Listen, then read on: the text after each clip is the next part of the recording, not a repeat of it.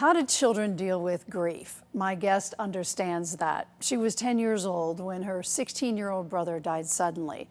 She knows that childhood trauma and loss can become a mental health problem. Now she's a grandmother, and she's created the Healing Chickadee to help kids. My guest is Terry Murphy. Welcome, Terry. Thank you. Nice to be here. Lovely to have you. What do you remember about being 10 and losing a brother and how it affected your family and you? I remember that we all really disconnected. We're a wonderful family, but it's nothing that anybody can prepare for. My parents were not prepared for this. And this was before the days where there was a lot of counseling available for children.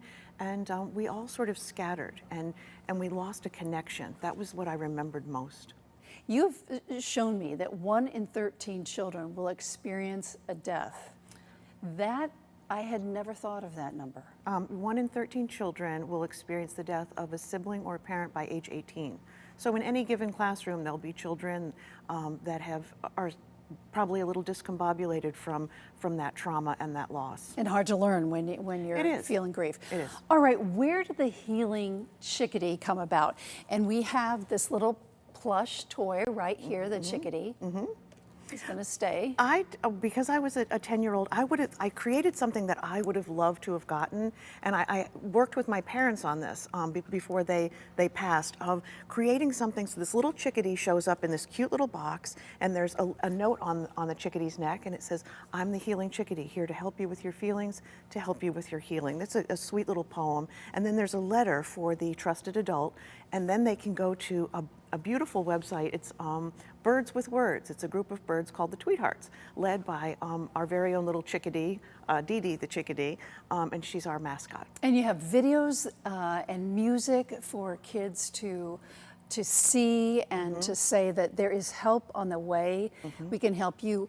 Tell me about going into the schools and talking to kids. Oh, that's so important, because like I say, there are so many children that are affected by this. We send this into social workers and to teachers and to counselors, and I've noticed that a number of grief centers across the country will use this. There are 12 birds with 12 different words, and there's different videos. They'll use a word a week, a bird a week, and then they pick their own favorite Tweetheart, and there's music by Disney composer David Friedman. David found out about this and he donated his songs, and they're sung by the lovely Christina Connors. Now this took you some time because you, as you pointed out, you're a grandmother now. You suffered this loss when you were 10 years old.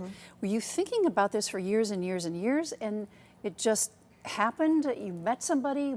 How did this come to be? One of the great things about getting older, and there's not a lot of great things about getting older. Oh, yes, there is. You have wisdom. Yes, so we have wisdom. So you take your experience, your strength, and your hope, and you turn it into something really creative. And for Christina and myself and David, we were friends, and we had a heart for children. I told him this story, and this is how the Healing Chickadee came about. You've given away 1,000 plus.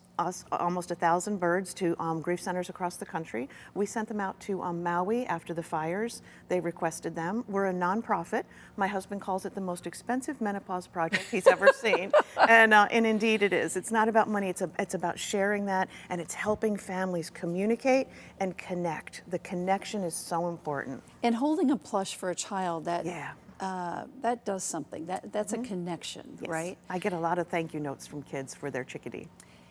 Tell me, you touched on that. Tell me about some of the stories where you've made a difference, you think, to a child. There was, and this was a couple years ago, I think it was Naugatuck.